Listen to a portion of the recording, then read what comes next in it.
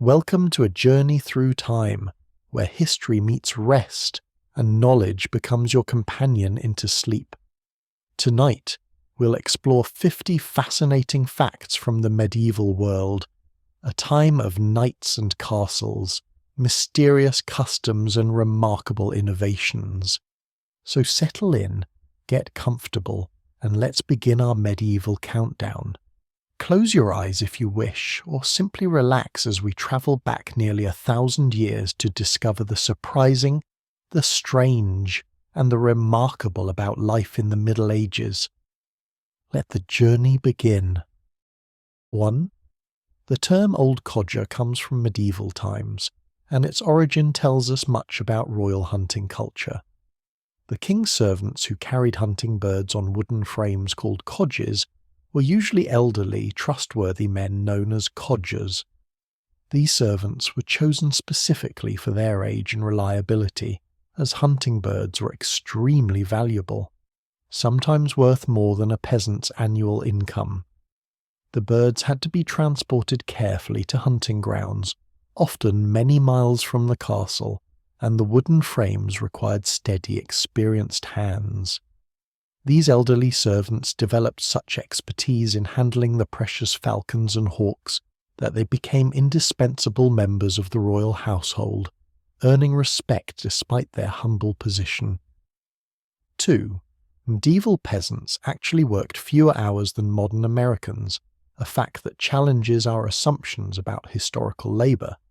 They worked approximately 1,620 hours per year, compared to our modern 1,892 hours, enjoying up to 8 weeks off after harvest, and numerous religious holidays throughout the year. The medieval work schedule followed natural rhythms, intense labour during planting and harvest, but long periods of relative rest during winter months. Unlike our modern constant schedule, medieval work was seasonal and community-based. Peasants would gather for collective tasks like barn raising or harvest, working intensively together, then enjoying extended periods of leisure. The numerous saints' days and religious festivals meant that nearly half the year involved some form of celebration or rest, creating a work-life balance that many modern workers might envy. 3. In medieval England, some peasants might work as few as 150 days per year due to slack seasons, religious festivals and harvest breaks, while still maintaining their households and fulfilling their obligations to their lords. This schedule wasn't due to laziness, but to the agricultural cycle that dominated medieval life. During winter months, there was simply less farm work to be done. Animals were housed, fields lay fallow, and daylight hours were short. Instead of idleness, peasants used this time for essential household tasks, mending tools, repairing buildings, spinning wool, and crafting items needed for the coming year. Women would spend winter months weaving, while men might work wood or repair equipment. This seasonal rhythm created a sustainable lifestyle that allowed for both productivity and rest, something our modern 24/7 economy has largely lost. 4. The King of England employed a groom of the stool, a special servant whose job was to attend to His Majesty on the toilet and assist with royal toilet paper, a position that was surprisingly prestigious and well compensated.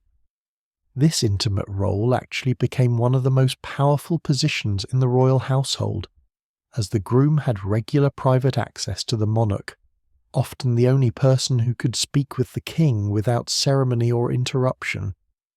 The position came with significant financial benefits, including land grants and the right to sell certain royal privileges. The groom of the stool often became a trusted advisor precisely because of this intimate access, influencing royal policy through casual conversation during these private moments. The role demonstrates how even the most mundane aspects of royal life became formalized into elaborate court positions with real political power. 5. Books were so precious in medieval times that they were often chained to library shelves to prevent theft, and the laborious process of creating them led to fascinating errors. Monks copying manuscripts by candlelight sometimes made amusing mistakes, like the infamous Infernal Bible, which read, "Thou shalt kill," instead of "Thou shalt not kill." Each book represented months or even years of work by skilled scribes, making them literally worth more than most people's homes. The vellum or parchment alone required the skins of entire herds of animals, and the inks were made from expensive materials like gold, lapis lazuli, and rare insects.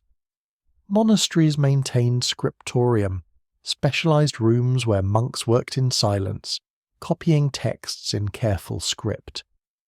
The margin decorations, called illuminations, were often so elaborate that single letters might take days to complete, featuring intricate gold leaf work and miniature paintings that were masterpieces in themselves. 6.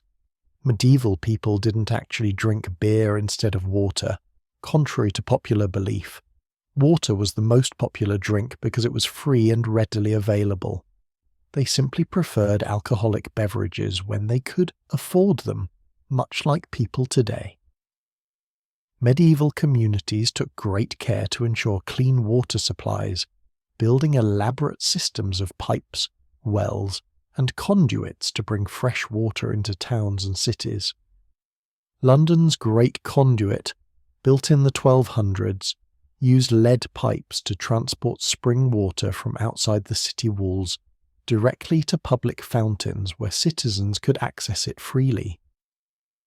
Medical texts of the time praised the health benefits of good water and provided detailed instructions for identifying clean sources.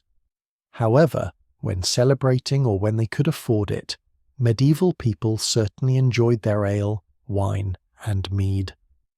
But this was for pleasure and nutrition, not because their water was uniformly dangerous. 7. A wealthy medieval lady might own as many as 6 metal needles, which were more expensive than diamonds in the 14th century, due to the intricate craftsmanship required to create them. The process of making a single needle involved drawing wire through progressively smaller holes, tempering the metal to the perfect hardness, and creating the eye, all done by hand with primitive tools. Most sewing was done with bone or wooden needles or even thorns, making metal needles luxury items reserved for the finest embroidery work. Wealthy women would bequeath their needle collections in their wills, listing each precious needle individually. The scarcity of these tools meant that most clothing was sewn with cruder implements, explaining why medieval garments often had looser, simpler stitching compared to later periods. Owning a collection of metal needles was a sign of serious wealth, and marked a woman as someone who could afford the finest textile work. 8. Medieval marriages often took place instantly by simply declaring consent in public, sometimes in the street, at a tavern, or even in bed, with no formal ceremony required until the 12th century when the Church standardized the process. This informal approach led to numerous legal complications, as couples might marry impulsively without witnesses or proper documentation. The Catholic Church eventually required formal ceremonies to prevent disputes over inheritance, legitimacy of children, and property rights. Before these reforms, a couple could be legally married by simply stating their intention to be husband and wife in front of any witnesses. Even strangers in a marketplace could suffice. This led to some romantic but problematic situations where young people would elope spontaneously, creating family conflicts and legal disputes that could last for generations. The Church's intervention brought order to marriage but also removed much of the personal freedom that had characterized medieval unions. 9. The word handbag has a surprisingly grim medieval origin. coming from battlefields where local women would chop off dead soldiers' hands and collect them in canvas bags for easier body counting. After major battles, authorities needed accurate casualty counts for military records and to inform families of losses. Since moving entire bodies was extremely difficult and time-consuming, this grisly but practical solution emerged. The women who performed this task were often paid by the bag, creating a macabre form of employment. These canvas bags, called handbags, were later emptied and the hands counted to determine battlefield casualties. The bags themselves were sturdy and useful, eventually being adopted for carrying other items, gradually evolving into the handbags we know today. This dark origin shows how many common words have unexpected historical connections to medieval warfare and its brutal practicalities. 10th, forks were virtually unknown in England until the 16th century, with people eating using knives, spoons, and their fingers, considering forks an unnecessary foreign luxury that some viewed as blasphemous. The resistance to forks was partly religious. Some clergy argued that God had provided natural forks in the form of fingers, and using artificial ones showed ingratitude for divine gifts. When forks were first introduced from Italy, they were seen as effeminate and overly refined, unsuitable for hearty English dining. Most medieval meals were designed to be eaten without forks. Bread served as plates, stews were eaten with spoons, and meat was cut with knives and picked up by hand. The absence of forks influenced medieval cuisine, with foods prepared in forms that could be easily handled. Even wealthy nobles ate with their hands at formal banquets, following elaborate etiquette about which fingers to use and how to clean them between courses. Facts 11 to 20. Food and feast.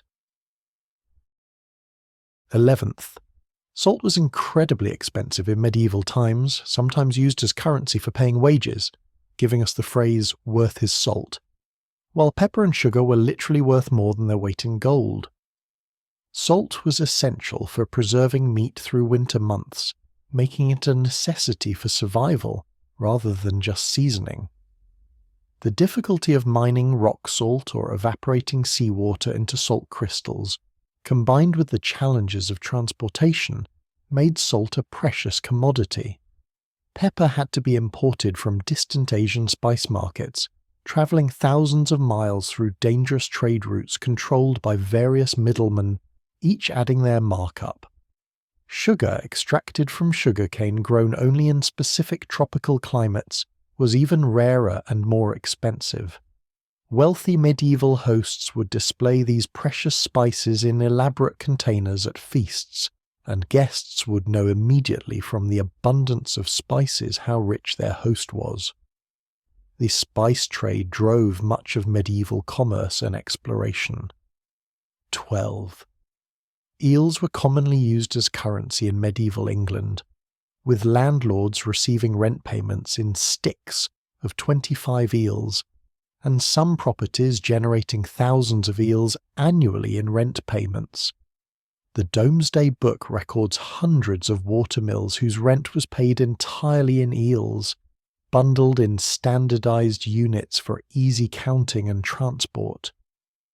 Eels were valuable because they were difficult to catch, nutritious, and could be preserved by smoking or salting for winter consumption. One mill owner, Giles, brother of Ansculf, received 1,000 sticks from one mill and 2,000 sticks from another, representing a substantial income in medieval terms. The eel-based economy was so established that King Edward I set official price controls for eel sales in London markets. This system worked because eels had consistent value, were portable, and could be consumed if money wasn't needed immediately, making them ideal for a barter-based economy where metal coins were scarce. 13. The wealthy created bizarre dishes like the helmeted cock, a rooster sewn to appear as if riding atop a roasted pig, showcasing both culinary skill and excess that amazed medieval dinner guests. These elaborate presentations were called subtleties and were designed more for visual impact than practical eating. Medieval cooks would create entire armies of roasted birds arranged in battle formation, or construct edible castles complete with sugar walls and marzipan soldiers. The most ambitious subtleties told stories, entire narratives played out in food, with each course representing different scenes from popular tales or religious stories. Wealthy lords competed to see who could present the most impressive and unusual dishes at their feasts. These creations required teams of skilled cooks working for days, and the cost of a single elaborate subtlety could feed a peasant family for months. The dining experience became theatre, with guests applauding the presentation before the food was carved and served. 14. Medieval people believed spices had powerful medicinal properties, with expensive spices used not just for flavour, but to balance bodily humours and prevent illness, according to medieval medical theory. Each spice was thought to have specific healing qualities. Ginger warmed the body and aided digestion, cinnamon purified blood, and cloves strengthened the heart. Wealthy medieval households kept detailed records of spice usage for both cooking and medicine, consulting physician-approved recipes that combined culinary and therapeutic purposes. The medieval doctrine of signatures suggested that the appearance, smell, or taste of spices indicated their medicinal uses. Yellow spices like turmeric were thought to cure liver ailments, while red spices like paprika were believed to strengthen blood. This belief system made exotic spices even more valuable, as they served dual purposes in wealthy households. Medieval cookbooks often read like medical texts, with recipes including detailed explanations of how each ingredient would benefit the diner's health. 15. During Lent, beaver tail was considered acceptable to eat because beavers lived in water, making them technically fish, according to medieval church logic that allowed creative interpretations of dietary restrictions. The Catholic Church's complex rules about fasting during Lent prohibited meat from land animals, but allowed fish and other aquatic creatures. Medieval theologians engaged in elaborate debates about which animals qualified as fish, eventually deciding that anything that spent most of its life in water could be consumed during fasting periods. This led to some unusual additions to the Lenten menu: barnacle geese, thought to grow from barnacles in the sea; capybara, large South American rodents that swim; and various water birds. The beaver tail specifically was prized because it was considered a delicacy, fatty and rich, providing substantial nutrition during the lean fasting season. These theological food classifications show how medieval people balanced religious observance with practical nutritional needs. 16. Medieval banquets could last for hours with multiple courses, featuring entertainment between each serving including jesters, musicians, dancers, and sometimes live animals brought for display and wonder. A formal feast might include 7 or more courses, each announced by trumpet fanfare and accompanied by elaborate ceremony. Between courses, guests would be entertained by storytellers recounting epic tales, acrobats performing dangerous feats, or musicians playing complex compositions on exotic instruments. Some banquets featured exotic animals, peacocks with their feathers restored after cooking, or live birds that would fly around the hall before being caught and prepared. The wealthy would import entertainment from distant lands, Moorish dancers, Byzantine singers, or skilled performers from travelling circuses. These extended feasts served social and political purposes, allowing hosts to display wealth, cement alliances, and conduct important business in a relaxed atmosphere. The entertainment was as carefully planned as the food, with themes connecting the performances to the occasion being celebrated. 17. Trenchers, thick slices of stale bread, served as plates for the wealthy, and after the meal, these bread plates were given to the poor or fed to dogs, creating an early form of food recycling. The bread used for trenchers was specially prepared, baked extra thick and allowed to harden for several days until it could support the weight of food without breaking apart. Skilled bakers would create trenchers of different sizes for different courses, and wealthy households might use dozens of trenchers for a single meal. The used trenchers, soaked with meat juices and sauces, provided substantial nutrition for the poor who waited outside wealthy homes after feasts. This system created a form of medieval social welfare, ensuring that food waste was minimized and the hungry were fed. Some trenchers were so ornate that they featured carved decorations or were made from particularly fine bread, becoming collectible items that diners might take home as souvenirs of elaborate feasts. 18. Medieval cooks used almond milk extensively, not for dietary reasons, but because it could be stored longer than dairy milk without refrigeration, and it was considered more elegant than cow's milk. Almonds were imported from warmer climates and ground fresh to make milk that wouldn't spoil quickly in medieval kitchens without refrigeration. Almond milk was also preferred during fasting periods when dairy products were forbidden, making it essential for Lenten cooking. The process of making almond milk was labor-intensive. Almonds had to be blanched, peeled, ground to powder, then mixed with water and strained through fine cloth multiple times. Wealthy households employed specialized servants just for preparing almond milk and other nut-based ingredients. The resulting milk was considered more refined and suitable for noble palates than milk from farm animals. Medieval recipes often called for almond milk in dishes where we might use cream today, creating lighter, more delicate flavors that were highly prized in sophisticated cooking. 19. The medieval palate craved intensely flavored foods, with dishes heavily spiced, sweetened, or seasoned with vinegar, creating taste combinations quite foreign to modern preferences and reflecting both wealth and medical beliefs. Medieval cooks would combine sweet and savory in ways that seem unusual today, adding large amounts of sugar to meat dishes or mixing fruits with fish and poultry.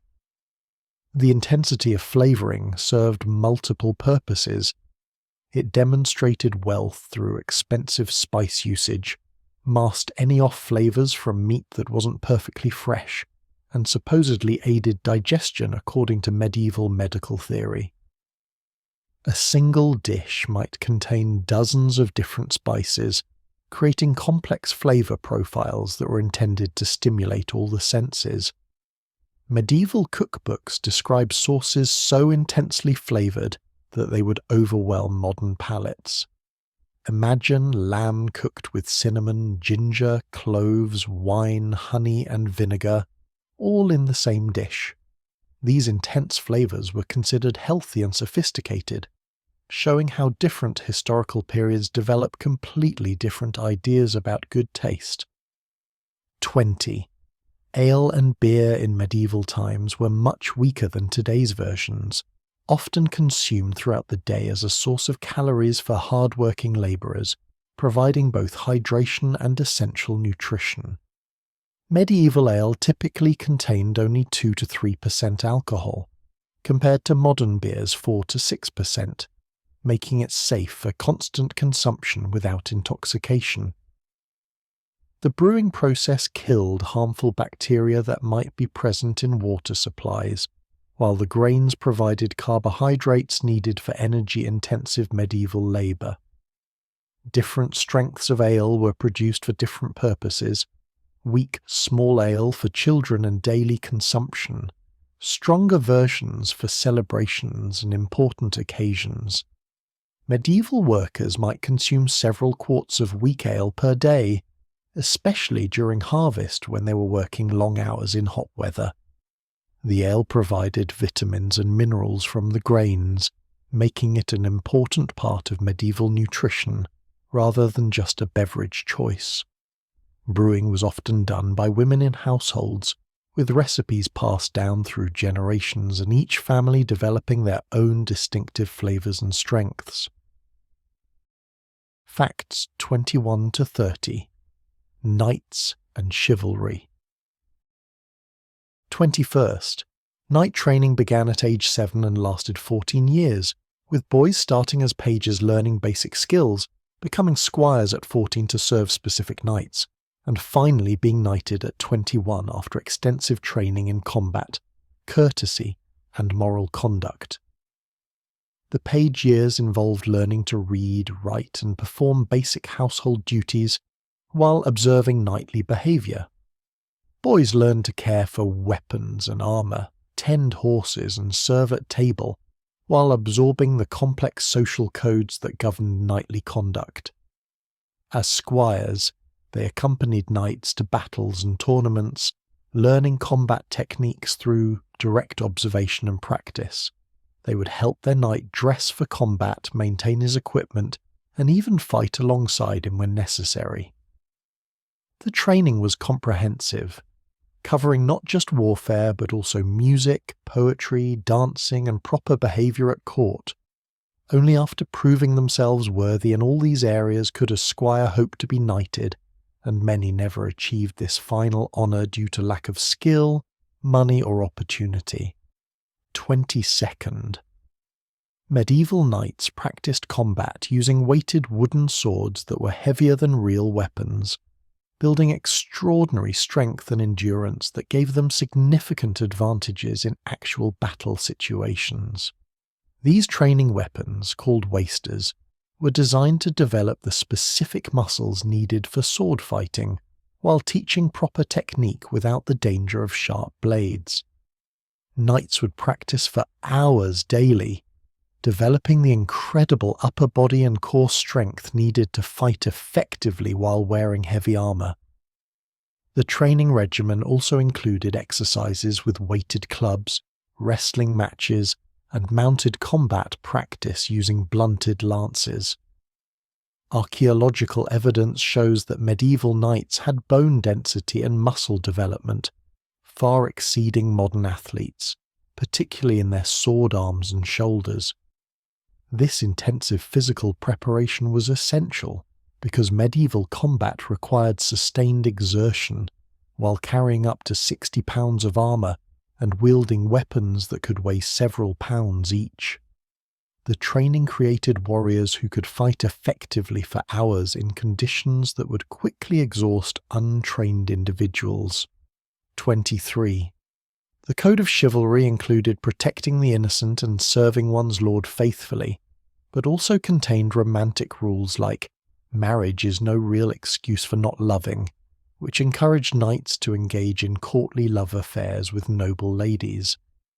This complex social system allowed married nobles to pursue elaborate ritualized romantic relationships that were supposed to remain chaste but emotionally intense. Knights would dedicate tournaments to their chosen ladies, wear their colours in battle, and compose poetry celebrating their beauty and virtue. The courtly love tradition created a sophisticated culture of romantic literature, art, and social interaction that influenced European culture for centuries. However, this system also created tensions between religious teachings about marriage and the reality of noble social life. Some relationships remained purely symbolic, while others led to actual affairs that could have serious political consequences. The code required knights to be simultaneously devoted husbands, loyal servants to their lords, and passionate lovers to their chosen ladies, a complex balancing act that few could manage successfully. 24. Knights wore surcoats over their armour, not just for identification on chaotic battlefields, but also to prevent the metal from becoming unbearably hot in sunlight during long campaigns and to display their heraldic symbols. These cloth coverings served multiple practical purposes beyond simple decoration. In hot climates or summer campaigns, exposed metal armor could become hot enough to cause burns, making the cloth covering essential for comfort and safety. The surcoats also helped protect the expensive armor underneath from rain, mud, and general wear. Heraldic symbols on surcoats served as medieval identification systems, allowing commanders to recognize their troops from a distance and helping individual knights build reputations that could earn them rewards and advancement. The designs were regulated by complex heraldic rules that prevented confusion and established clear family lineages. Some surcoats were made from silk or other expensive materials, becoming status symbols that indicated the wealth and importance of their wearers. During tournaments, knights might change surcoats multiple times to honor different ladies or display various family connections. 25. A knight's warhorse was often worth more than a peasant's entire annual income, sometimes valued at 100 times what a farm worker might earn in a year, and these magnificent animals required years of specialized training for combat situations. Medieval warhorses, called destriers, were bred specifically for battle, selected for size, strength, courage, and intelligence. These horses had to be trained to charge directly at enemy lines without flinching, to strike with their hooves on command, and to remain calm amid the chaos of battle with weapons clashing and men screaming around them. The training process took several years and required expert horse masters who commanded high fees for their services. A fully trained destrier represented a massive investment that many knights couldn't afford, forcing them to settle for smaller, less expensive horses that put them at a disadvantage in combat. The loss of a warhorse in battle could end a knight's career, as few could afford replacement. Some knights valued their horses so highly that they provided better food and shelter for their mounts than for their own families. 26.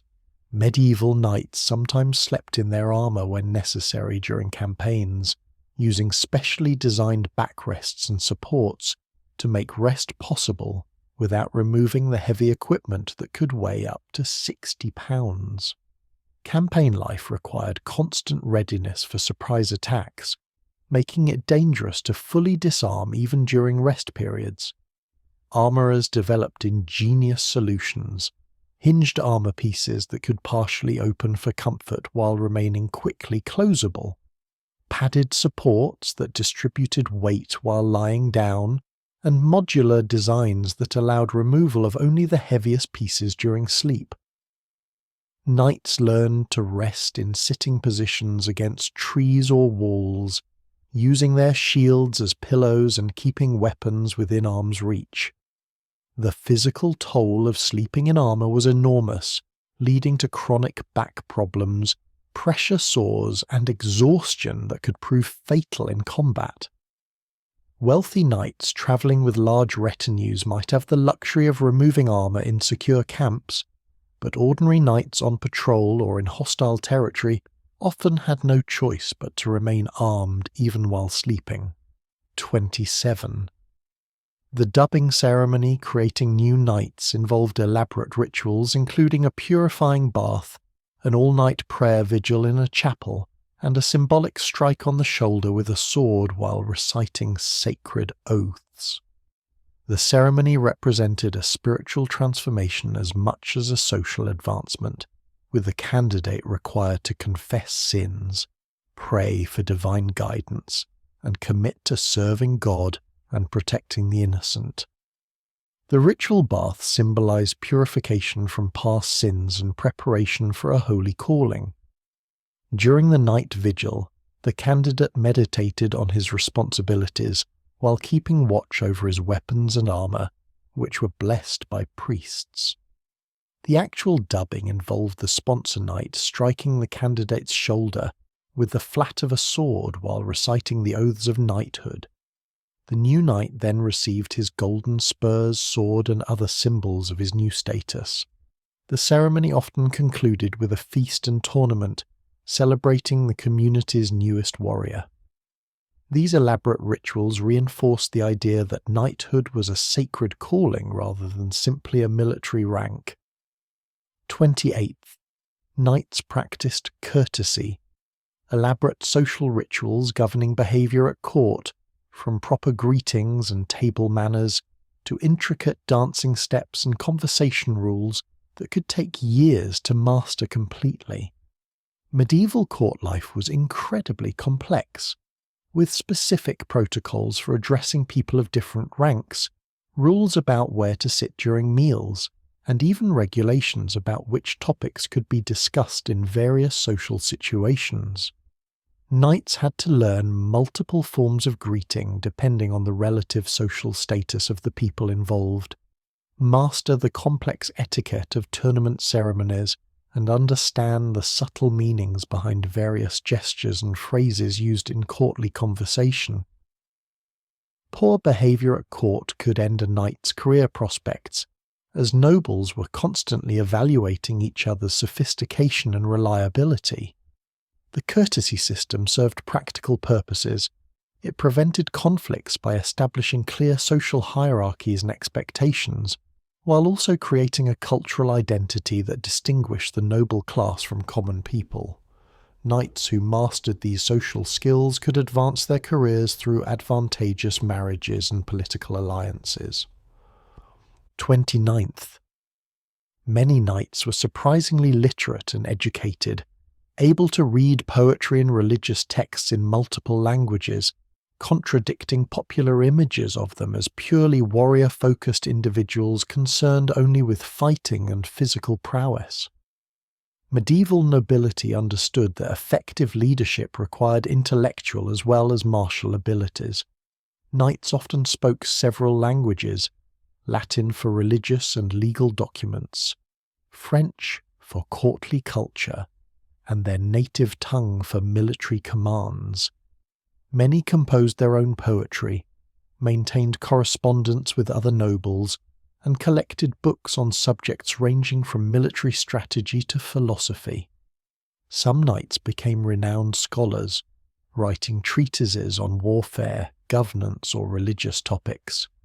The combination of martial and intellectual training produced leaders capable of managing complex political situations, conducting diplomatic negotiations, and governing territories effectively.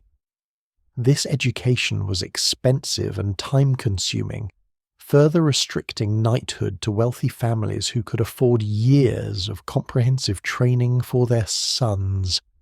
The stereotype of the ignorant warrior knight was largely a later invention that ignored the sophisticated education required for medieval leadership. 30th tournament melee events were essentially controlled warfare, where knights could capture opponents for ransom, making tournaments potentially profitable ventures for skilled fighters while providing valuable combat training. These mock battles involved dozens of knights fighting in teams across large areas, sometimes entire towns, with the goal of capturing rather than killing opponents.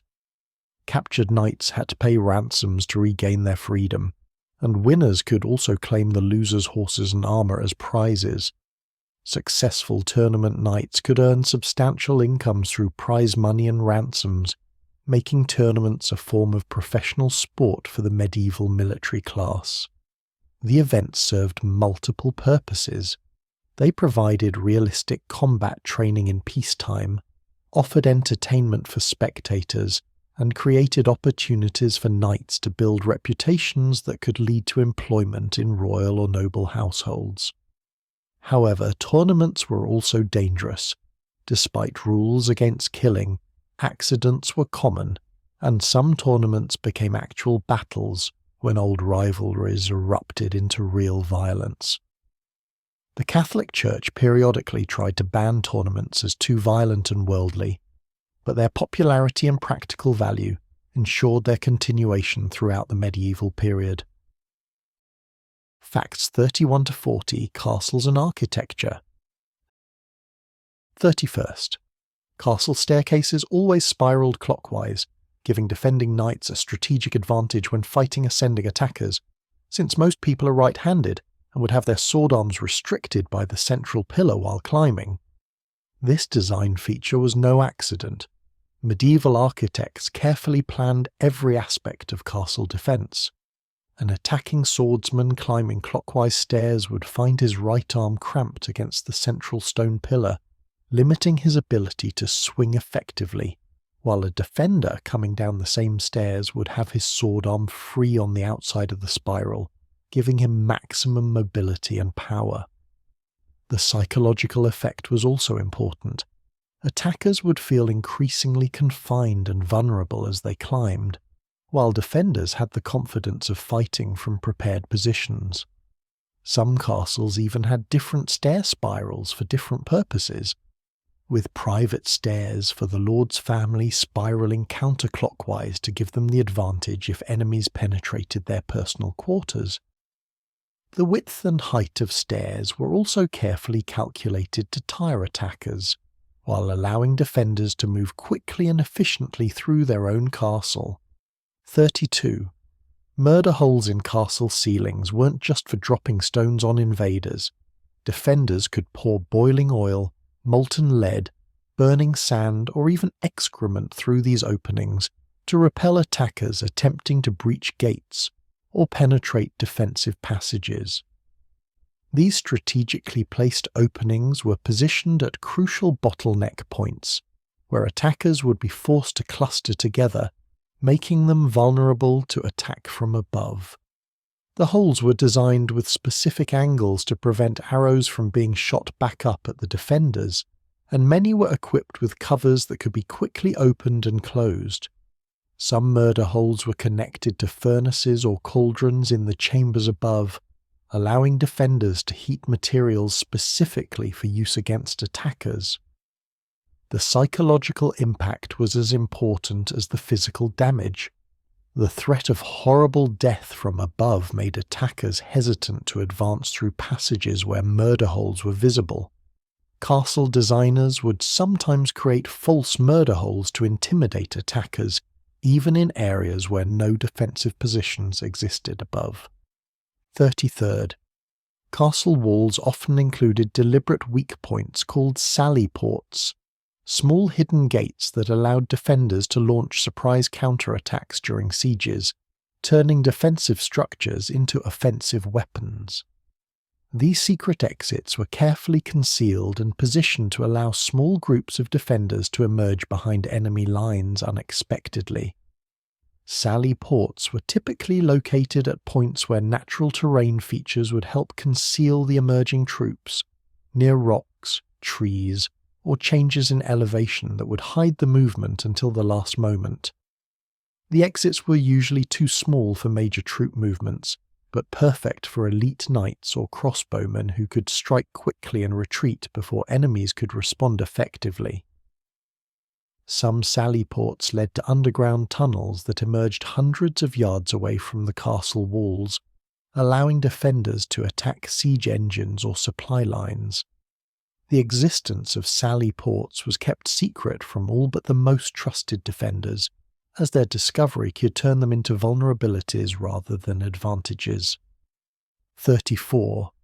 Medieval castles featured surprisingly sophisticated plumbing systems, with lead pipes, settling tanks, and even primitive flush mechanisms in some of the most advanced structures, rivaling some systems that wouldn't be seen again until centuries later. The most elaborate castles had running water delivered to multiple floors through carefully engineered pipe systems that used gravity to maintain water pressure. Some castles featured heated water systems, where pipes ran near fireplaces or kitchen hearths to warm water before delivery to private chambers. Waste removal was equally sophisticated, with some castles featuring early flush toilets that used flowing water to carry waste away from living areas through enclosed stone channels. The plumbing systems required constant maintenance by specialized craftsmen who understood hydraulic principles and could repair the complex pipe networks. However, these advanced systems were extremely expensive and required natural water sources at higher elevations than the castle, limiting their availability to only the wealthiest and most strategically located fortifications. 35. The great halls of castles were designed with acoustic properties that allowed lords to overhear conversations from across the large rooms while appearing to be engaged in other activities, giving them valuable intelligence about their guests and subordinates. Medieval architects understood sound transmission and deliberately shaped ceilings, walls, and floor levels to create acoustic sweet spots where conversations could be monitored from specific locations. Some halls featured hidden alcoves or galleries where listeners could remain concealed while overhearing discussions below. The lord's raised dais wasn't just for ceremony, it was positioned to take advantage of the hall's acoustics, allowing the lord to hear conversations throughout the room while his own quiet discussions remained private. These acoustic design features were carefully guarded secrets, known only to the castle's builders and owners. The ability to monitor conversations provided crucial intelligence about potential plots, business opportunities, and the loyalty of various household members and guests. 36. Castle keeps featured false entrances and dead-end passages specifically designed to confuse and trap invaders who managed to breach the outer defences, creating maze-like interiors that only the defenders knew how to navigate safely. These defensive mazes included fake stairs that led nowhere, doors that opened onto walls, and passages that seemed to lead to important areas, but actually ended in chambers where attackers could be trapped and killed. Some castles had multiple false entrances at ground level, with only one true entrance hidden among several convincing decoys. The real passages were often narrow and featured sharp turns that would break up attacking formations and force invaders to advance slowly in single file. Hidden observation points allowed defenders to monitor trapped attackers and decide when to attack or offer surrender terms. The psychological effect of being lost in a hostile, confusing environment was devastating to attacking morale, and many sieges ended when attackers realized they couldn't find their way through the castle's defenses, even after breaching the walls. 37th. Medieval architects used optical illusions in castle design, making towers appear taller and walls thicker than they actually were to intimidate enemies and project power even when construction budgets were limited. These visual tricks included tapering tower walls so they appeared wider at the base than they were, using different coloured stones to create shadows that enhanced the impression of massive construction, and positioning towers at angles that made them appear larger when viewed from likely enemy approach routes. Some castles featured false battlements that were actually thin facades designed to look like massive fortifications from a distance. Architects also used forced perspective techniques, making distant towers appear closer and larger than they were by adjusting proportions and using visual reference points that confused viewers' depth perception. These illusions were particularly effective because most people in medieval times had limited experience with sophisticated architecture and could be easily deceived by skilled architectural tricks that made modest fortifications appear impregnable. 38th. Castle moats weren't always filled with water. Many contained sewage, sharp stakes, thorny vegetation, or were left dry to create additional obstacles for attacking forces while serving multiple defensive and practical purposes. Dry moats were often more effective than water-filled ones because they were easier to maintain and could be filled with more dangerous obstacles. Some dry moats contained carefully arranged, sharpened stakes, angled to impale anyone attempting to cross, while others were filled with thorny bushes that would entangle attackers and make them easy targets for castle archers. Sewage-filled moats served the dual purpose of disposing of castle waste, while creating extremely unpleasant and unhealthy barriers that few would want to cross. Some moats were designed to be flooded quickly in case of attack, with water sources that could be released to fill the moat in minutes when enemies approached. The variety of moat designs reflected different defensive philosophies and local conditions, with each castle's moat system designed specifically for its unique strategic situation. 39. The thickness of castle walls was measured in arrow flights, the distance a crossbow bolt or arrow could travel effectively, ensuring that walls were built beyond the effective range of enemy siege weapons and archers. This measurement system reflected the practical reality of medieval siege warfare, where the range of projectile weapons determined safe distances for defensive structures. Typical castle walls were 8 to 12 feet thick, but some were much thicker where terrain or strategic importance demanded maximum protection. The walls weren't just thick stone barriers. They often contained internal chambers, passages, and defensive positions that allowed defenders to move safely within the walls themselves. Some walls featured multiple layers with different materials: outer stone facing for appearance and weather protection, inner rubble fill for mass and strength, and sometimes internal brick or stone chambers for storage or defensive positions. The massive walls required enormous amounts of material and labour, representing years of work by skilled stonemasons and hundreds of labourers, making castle construction one of the most expensive undertakings in medieval society. 40. Secret passages in castles often connected to natural caves, hidden springs or underground rivers, providing emergency escape routes and access to fresh water during extended sieges when normal supply lines were cut. These hidden passages were among the most closely guarded secrets of castle design, known only to the lord's family and most trusted retainers. Some passages were large enough for horsemen to use, allowing the lord to escape quickly during surprise attacks, while others were designed for small groups moving on foot. The passages often featured multiple routes and hidden branches to confuse pursuers and provide alternatives if one route was discovered or blocked. Some connected to networks of natural caves that provided hiding places for supplies, treasure, or people during emergencies. The construction of these passages required expert knowledge of local geology and hydrology, as builders had to ensure the passages wouldn't flood, collapse, or be detected by enemies. Many secret passages remained hidden for centuries after castles were abandoned, only being rediscovered by modern archaeologists or accidental excavation. 41st. Medieval doctors believed illness was caused by imbalanced humours: blood, phlegm, yellow bile, and black bile, leading to treatments like bloodletting and purging that were thought to restore the body's natural equilibrium. This ancient Greek theory, refined by medieval Islamic and European physicians, dominated medical practice for over 1,000 years.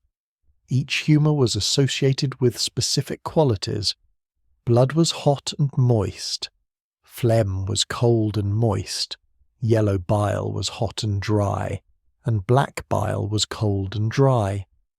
Doctors would carefully examine patients to determine which humours were excessive or deficient, considering factors like the patient's complexion, temperament, diet, age, and the current season. Treatment involved adjusting these humours through diet, bloodletting, induced vomiting, or purging with laxatives. Physicians use special charts and calculations to determine the optimal times for treatments based on astrological influences, believing that planetary positions affected the humours. Despite seeming primitive today, this system provided a comprehensive framework for understanding health and illness that medieval doctors used to treat everything from minor ailments to plague outbreaks. 42nd. Barber surgeons performed both haircuts and medical procedures, with their iconic red and white striped poles representing blood and bandages from their dual profession that combined cosmetic services with life-saving medical interventions. These versatile practitioners emerged because medieval society had strict restrictions on who could perform various medical procedures. University-trained physicians typically didn't perform surgery, considering it beneath their scholarly status. Barber surgeons filled this gap, learning surgical techniques through apprenticeships rather than formal education. They performed tooth extractions, treated wounds, set broken bones, and conducted bloodletting procedures using specialized tools. The red stripes on their shop poles represented arterial blood, white stripes represented bandages, and some poles included blue stripes representing venous blood. Barber surgeons travelled extensively, following armies and providing battlefield medical care where university physicians were rare. Their shops served as social centres where men gathered for grooming and medical treatment, creating an atmosphere where patients could observe procedures and learn basic medical knowledge from watching others being treated. 43rd. Medieval people cleaned their teeth with rough cloth and used mixtures of salt, herbs, and sometimes crushed bones as primitive toothpaste, developing surprisingly effective dental hygiene practices given their limited resources and understanding of bacteria. Wealthy individuals used fine linen cloths to scrub their teeth, while common people used coarser materials or even twigs with frayed ends that acted as natural toothbrushes. Popular tooth cleaning recipes included mixtures of salt with mint, sage, or rosemary, herbs that actually had antibacterial properties, though medieval people didn't understand the scientific reasons for their effectiveness. Some tooth powders contained ground cuttlefish bone or powdered horn, which provided mild abrasive action to remove stains and plaque.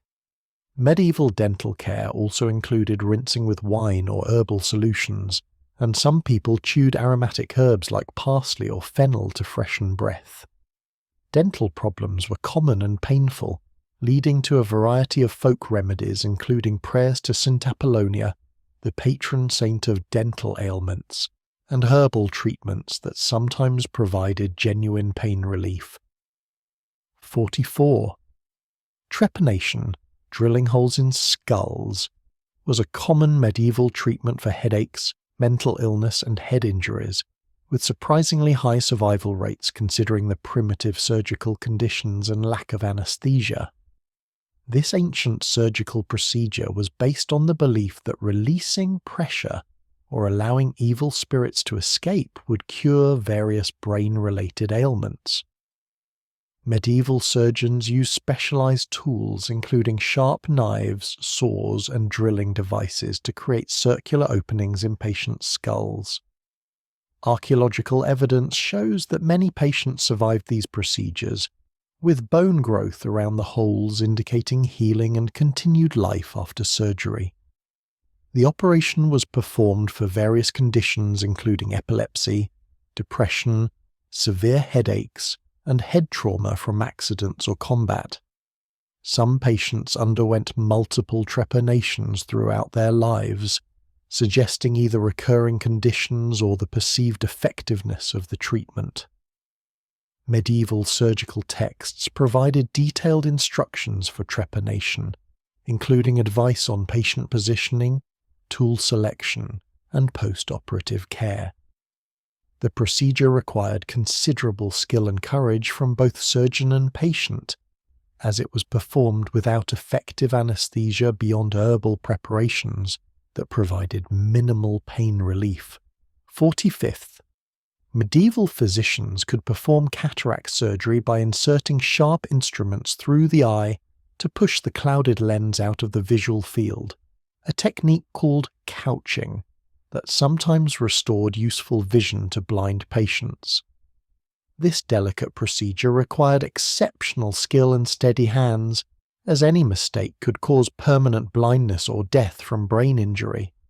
The surgeon would use a thin needle or knife to puncture the eye and physically move the cataract-clouded lens away from the center of vision, allowing light to reach the retina again. The operation was performed without anesthesia, requiring patients to remain absolutely still during the procedure.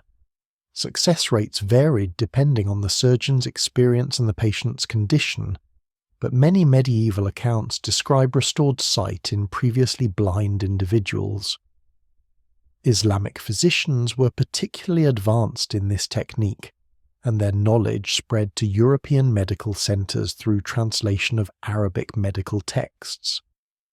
The procedure was expensive and dangerous, typically attempted only when blindness was complete, and the patient had nothing left to lose.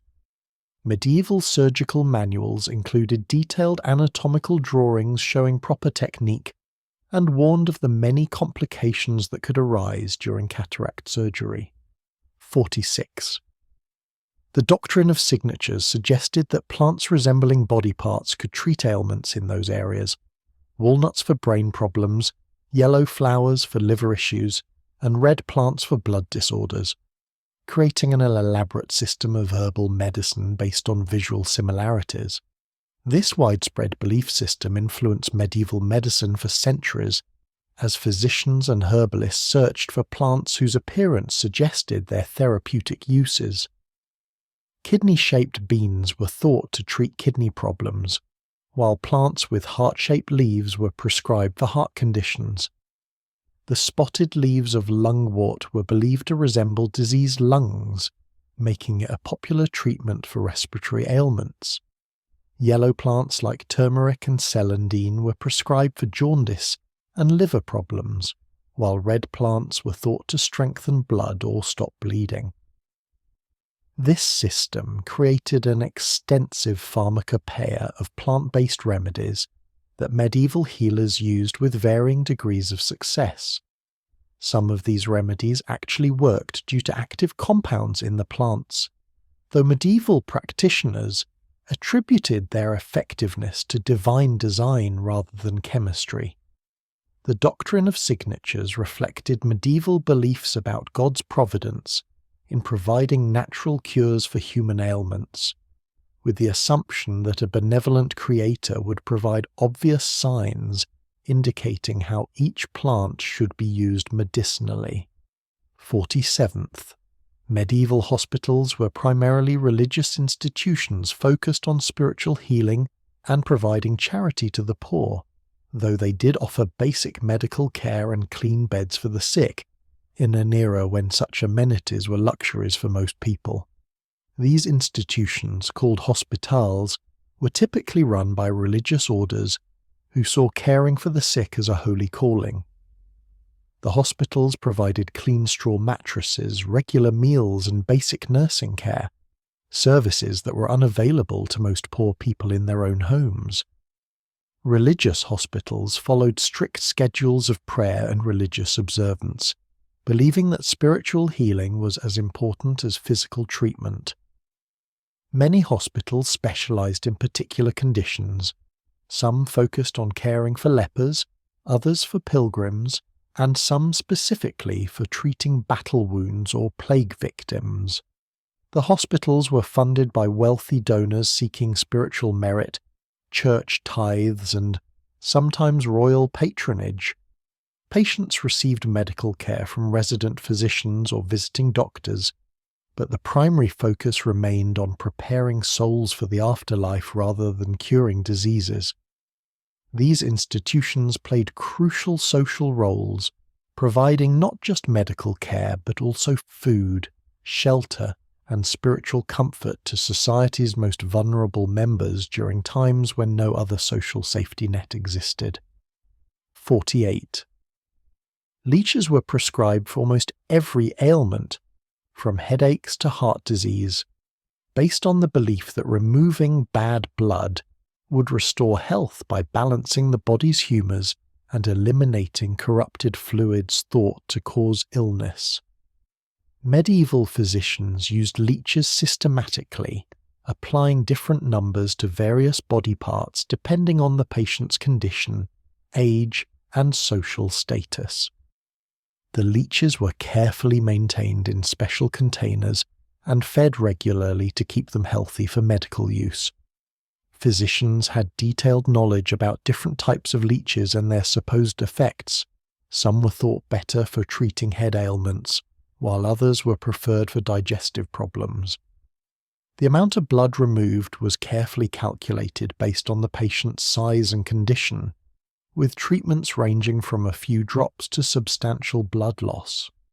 Leech therapy was considered so important that medieval medical texts included extensive instructions on proper application techniques, seasonal timing, and aftercare procedures. The practice was expensive enough that only wealthy patients could afford regular treatments, though some hospitals maintained leech supplies for charity cases.